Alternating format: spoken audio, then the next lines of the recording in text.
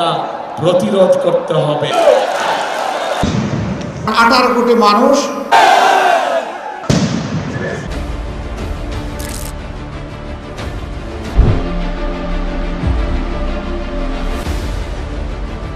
নির্বাচন, সহিংসতা, ব্যালট, কথা একটাই, গণভোট।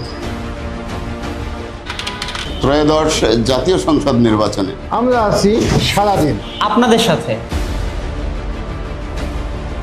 চোখ রাখুন সুবর্ণভূমির ইউটিউব ফেসবুক পেজে।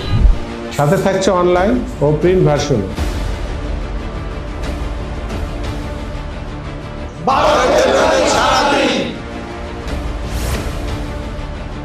আমরা আছি আপনাদের সাথে। ফিরেছে আবার